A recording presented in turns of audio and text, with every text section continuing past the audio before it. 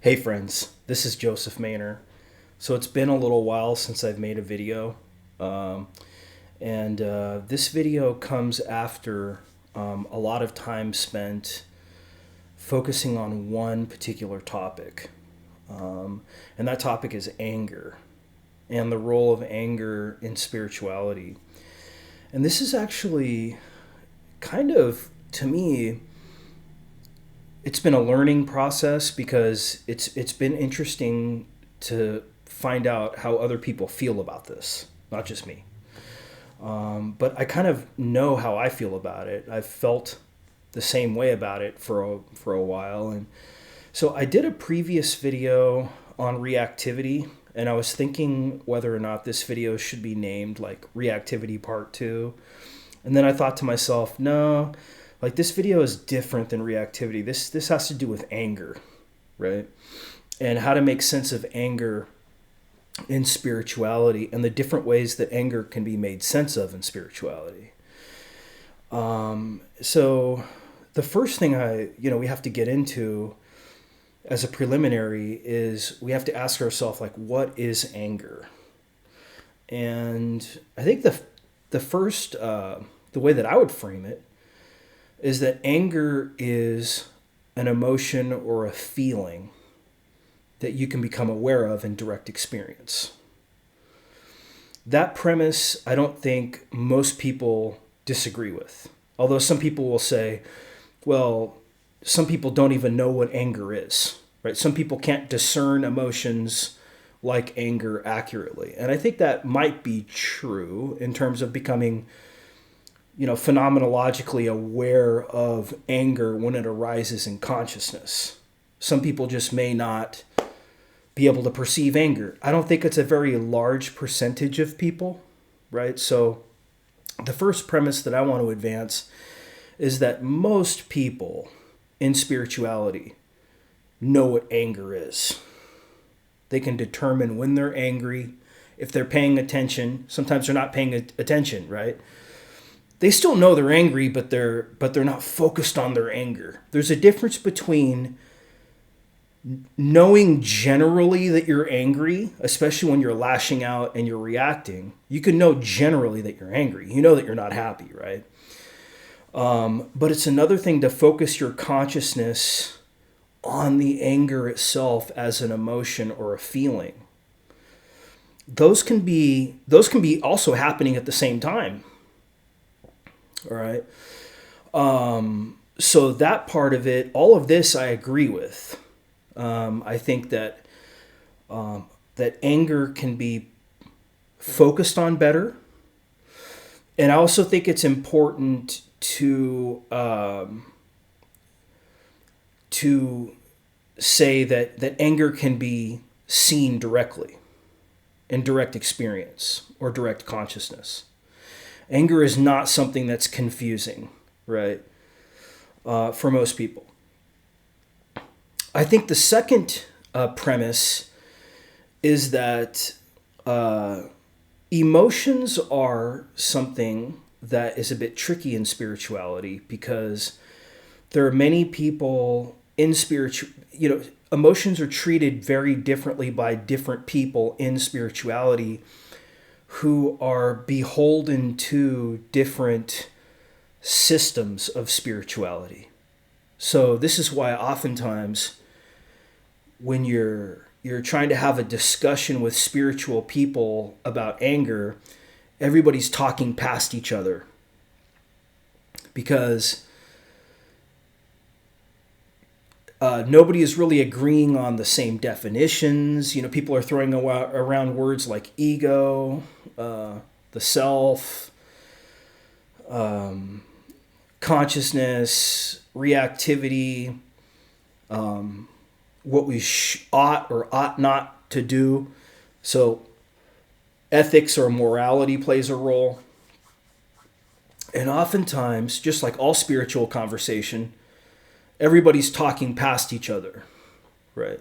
So you have that problem, just kind of muddying the waters, even when you focus on a topic like anger, right? Which shouldn't be that complicated, but it is because you bring your whole philosophy to bear on any kind of question, like, what is anger? How ought we to regard anger? How ought we regard anger? How should we treat anger? And people are going to disagree with this. And there are different traditions in spirituality and different ways that anger is seen. And I make a very particular kind of argument. But before I'm going to sort of like forecast that, and then we'll get into it deeper.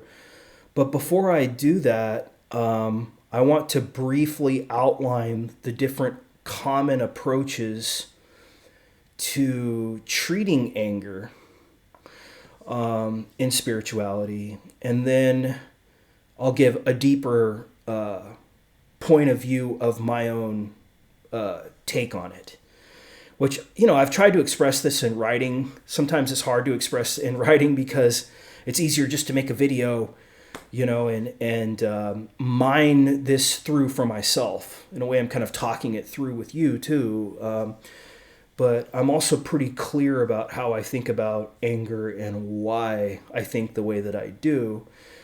And I'm also very aware that a lot of people are going to disagree with me, and I understand the reasons why, right? So, but at the same time, it's kind of like disturbing a hornet's nest, it's like you learn something from that. Even though you get stung, right, you still learn something from that. Well, the same thing, being provocative in spirituality is a similar kind of thing too, right? You don't want to be a troll, but you do want to sort of like find out what people think, right? If you don't find out what other people think, then you really can't question what you think well. And the people you want to hear from are the people who interact with you frequently. They interact with you frequently. It's not just watching YouTube videos of people that you don't even know. You want to get the opinion of people who know you, to a pretty good degree, but also have some kind of distance from you as well.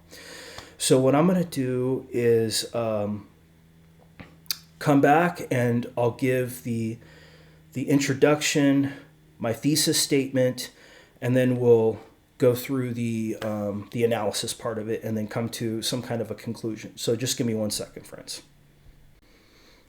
Okay, friends, welcome back. So my thesis is a paradoxical thesis. And it is anger should be and should not be expressed. It both should and should not be. It depends. Okay. And,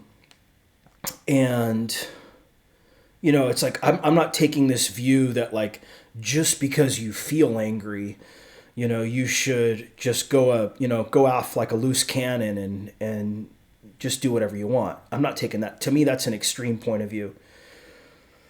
The reverse is that anger should never be expressed. This is like just as extreme to me. And so these are the people that are just passive aggressive. They may do something to you, but like there's plausible deniability there, right? So you can't really pin it on them. Both of these people to me are extreme. There's a middle way here. I'm not a Buddhist, but this is one thing that I have been influenced by the Buddha is the middle way, which actually comes deeper in Chinese philosophy too, not just in Buddhism. But in Chinese philosophy, and even Aristotle, the middle way too, Aristotle, the golden mean, right? So my thesis is that anger needs to be a conscious creation, ideally. There are times when anger is expressed inappropriately, and there are times when it's expressed appropriately. It depends. And here's where people will take issue with this thesis. They'll say, there is no you, right? All of this is coming from ego. Anger is always a reaction to identification with ego, or maybe there is no separate self to get angry. It's kind of like the Neo-Advaita kind of point of view. The Buddhism point of view is that, when you're clinging to ego, anger is a natural result of that. There is no like spiritually pure anger. And to certain people, all anger is seen as unwise or reactive or unconscious. And often, here's where I disagree with that, is that I don't make a hard distinction between the finite and the afinite. In other words, like, there's a paradox between the human and the divine for me. So there's a part of me that wants to say authenticity suggests that you should be able to express your anger when it is conscious to do so. So you're consciously creating your life both as an infinite or afinite and finite perspective simultaneously in a paradoxical sort of way, just as a pointer and not even. I always say and not even too, right? Because when we put a narrative out there, there's obviously going to be a kind of limit to the narrative. All right, but then we might as well not talk at all if we're going to be against narrative. So we have to be careful with our narratives too, and I try to be. So I'm very aware that I'm creating a narrative here, but I'm trying to create it in such a way that honors my intuition about anger and takes a kind of nuanced middle way with regard to anger too, right? And says, yes, I'm not going to be the kind of person who's going to deny morality. I'm not going to be the kind of person who's going to deny the finite perspective. I'm not going to be the kind of person who says that anybody else is wrong necessarily. That's none of my business, right? Actually. And I'm well aware that I'm creating all of this too, right? So that being said, as I consciously create this, I have to say that and I've made videos on morality, I've made videos on reactivity. I don't want to muddy the waters of this video too much, with those kind of issues that have been dealt with in other videos. But I'll say this, that anger is, and actually it's one of those topics that it just creates a buzz, because if you look back at the history of Indian spirituality, it's all about transcending the human, right? This is a very unique kind of thing. I mean, even Spinoza didn't go that far. Spinoza would say that actually the human is a mode of God, or the finite perspectives are modes of God. It's really when you get into Hinduism or radical forms of Hinduism like Advaita Vedanta, where the finite is seen to be Maya or unreal. And so there's this, they won't call it a duality, but there's a duality presupposed between God and man in Advaita Vedanta. And my point of view is that that's a phase that you go through. And I have videos on, these kinds of topics. But I came to the conclusion, just in terms, if we want to talk about paradigm, that we don't want to pit the human against the divine unnecessarily. Sometimes we do, sometimes we don't. It depends. See, it depends. And from that point of view, a lot of my work as a spiritual sharer is trying to honor anger when it's appropriate and to express it when it's appropriate. Because we all know what happens with people who don't express anger when it's appropriate. It comes out in all kinds of weird ways, right? It comes out in kind of sabotage, meltdowns, destruction, something like, like a grenade, right? The grenade, the person who They're calm, and then all of a sudden they start doing weird shit. I mean, if you don't express your anger, if you don't let it out in wise ways, it definitely can come out in unexpected, weird ways, right? So that's what we're trying to avoid. That's the passive aggressive person. The overly aggressive person is also a problem. This is the person who just is angry all the time, and they're you can tell that they have a problem with anger. They're just criticizing everybody, constantly. They will even deny that they have anger too. That's kind of the weird thing about some of these people. They'll deny that they have anger, but they're criticizing everybody. They're super controlling. They can be aggressive. They can be hostile, right? They're constantly putting other people down, right? The control freak kind of person, right? And the person who's not afraid to use verbal or physical force, even if it is untrue. Some people, they will lie blatantly, right? This is even worse. I mean, it's one thing, you know what I mean? Like, come on, man. Like, there's definitely degrees to this. But see, again, my position is that there's a middle way here. Now, another argument that people will have is that not all criticism involves anger. And this is another thesis that I want to present to you. I would argue the opposite. I would argue that all criticism involves anger. If you didn't have the anger, you wouldn't feel compelled to criticize. You wouldn't feel compelled to, enter into, arguments with people about something. So not all anger could be egoic anger. Why? Because some anger is what Spinoza would call a purified emotion.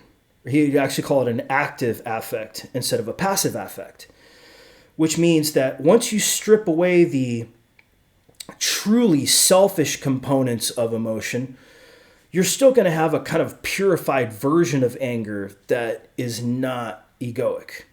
And people will disagree with me on this, and they have, right? And I'm trying to show that actually there are some so-called negative emotions that actually are not ego-driven, right? And a lot of people are going to disagree with this.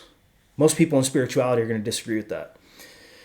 But see, know that what I'm trying to do in many ways is blend the human and the divine.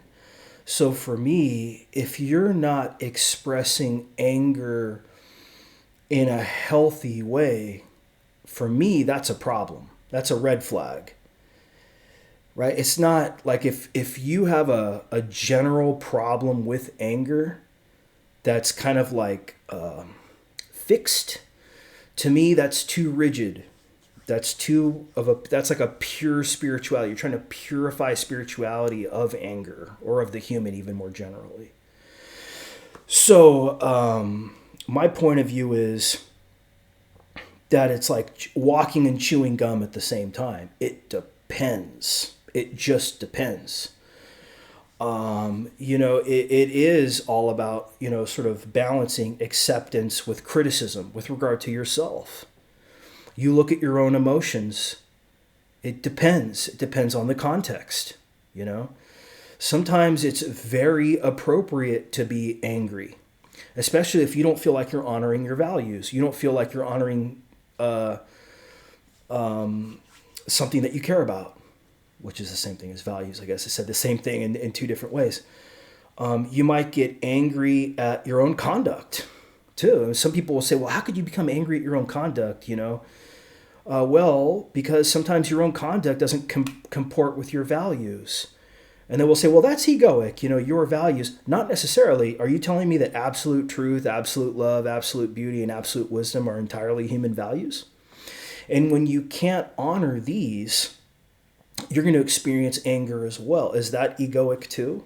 Right? So we're 2/3 of the way through this video. I'm going to take a break, but I've kind of outlined the field of the sort of issue, and that is there a way that we can come up with a way to categorize anger as something that goes beyond ego or not? And my position is that we can. Okay, friends? So I'm going to take a break. I'll come back and we'll do the final third. Just give me 1 second. Okay, friends, welcome back. So I think the first thing I want to do in this video is I want to say that my intention in this video is to be diplomatic. I don't want to trigger anybody. I don't want to fight with anybody. I've already gone through the sausage making process of interacting with people to try to get the lay of the land here. That's already been done. So I don't want to unnecessarily ruffle anybody's feathers here. But the first thing I will say is that everybody gets angry and everybody gets aggressive on occasion. And I've seen it. I've seen it with people. Oftentimes I label these people neo-Advaita people, but just in a way, kind of it's like overly provocative, right? Because I've just come into contact with people who they have this persona where they're like overly sterile and almost logical. And they want to come across almost like they're totally non-reactive, right? But I will argue this. There are instances with all of these people, and I've had relationships with lots of people that claim to be spiritually enlightened over many years, and I will tell you this. I've seen them all react. I've seen them all get very angry and react and say nasty things. And I'm not pinning this on anybody. I'm just saying, assume I'm talking about kind of like a non-individual. That's kind of a gloss with all the people that I've interacted with. I'm not talking about anybody in particular. But, it's like you have to get behind the persona and realize that everybody has their moment, where they weren't listening, they were reacting. Maybe they were harsh with somebody who's really kind of a good person generally and said something that you're like, how could this person say this and claim that they're enlightened at the same time? Well, because they have this persona, for whatever reason, of thinking that being angry is some kind of a defect. Because it goes back to this idea that in Buddhism of, this idea that, if you express anger, you're really only hurting yourself. It's like stabbing yourself with the same arrow multiple times, I think there's something like that in Buddhism. In Advaita Vedanta, it's you're attached to Maya, you're attached to the human. So it goes back to kind of Indian philosophy. There's a Chinese philosophy component to it, especially with Zen, the idea that, you should be focused on well-being and on sort of avoiding erroneous thoughts, which cause emotions like anger to arise. So there's big traditions in both Indian and East Asian Buddhism, and also in Advaita Vedanta, that treat anger as a kind of form of ignorance. But then, if you get into Jungian psychology, you'll realize that, you start integrating your shadow, you start bringing the human back into the infinite, which I view as a higher level than that, right? Just in my own categorization of my own development model. You can check that out. Look at my videos on, turquoise, coral, teal, mauve, etc. I have videos on these. But remember, too, that I'm very conscious that I've created all of this content, too. Like, when I'm sitting alone, I'm not thinking about all this stuff. You know what I'm saying? I'm very... So it's a paradox between narrative and no narrative with me. But what I will say is that I'm very aware that anger, like all emotions, it has a thought component to it too. In other words, when you feel anger, it's not the emotion that's bad in the first instance. You have to look at the emotion, and you also have to look at the why behind the emotion. So before you determine that an emotion or an aspect of body or extension in Spinoza's philosophy is bad, you have to look at the thought attribute that also exists within the emotion, which is, why is this emotion here? Until you understand why, you don't really understand the emotion. You don't understand the thought that is associated with the bodily perturbation, right, in Spinoza's terms, or the thought that's associated with the extension. So in other words, when you feel anger, the question isn't, this is bad, necessarily. You have to understand the why behind the anger, right? If the anger isn't caused by unnecessary selfishness, in other words, the anger isn't a passive affect, it's an active affect, then there's nothing wrong with that anger.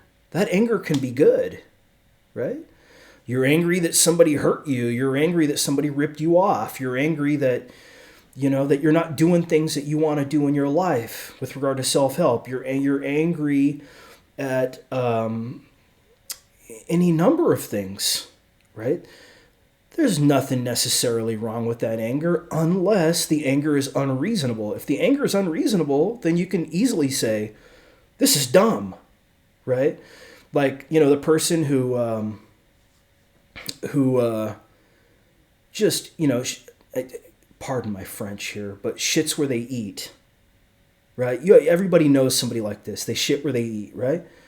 Maybe they gossip too much at work, or they throw somebody under the bus, or they cause other people to not want to relate with them or something like that, but it's unreasonable. There's no good reason for it, but they still do it. That's stupid anger, right? We all agree with that. Picking fights with people for no good reason. But, sometimes there is a good reason for picking a fight with somebody too, right? Sometimes there's a good reason for picking a fight with yourself. Like, oh, I'm not doing enough to honor truth, or I'm not doing enough to honor love. I'm not doing enough to honor beauty. I'm not doing enough to honor wisdom. I'm not doing enough to get away from these things either. I'm not doing this. I'm not doing that. There's an anger there. The anger precedes the criticism. The anger precedes the criticism. And I will argue that people who have anger in their shadow, they don't want to experience that. They're angry when they experience anger. This is weird too, right? Because their ego wants to attach to no anger. And so when that anger comes out, they get angry at themselves for actually expressing the anger. This is why it's very important to do shadow work, people, right? I'm not beating a dead horse here. I'm preaching to the choir because I know many of you know that. But just in the final minute of this video, I want to say my conclusion is that these issues are incredibly nuanced in spirituality. I think it's important to respect that everybody is different. Every finite perspective is different. People are at different understandings and stages and phases and not even on the path. And you just got to realize that nobody is going to come to the same conclusion with any of these kinds of things. But I think it's still important to have the conversation. And I think it's important as a healthy individual to be able to express reasonable anger. And anger that is aligned with your values, even your highest values, like truth, love, beauty, and wisdom. Which we do anyway. So why hide the elephant in the room, right? We need to just become honest about what's actually really happening. And that will relieve a lot of pressure from you too. Right. Okay, friends? Hopefully this is a good video. I'll talk to you soon. Take care.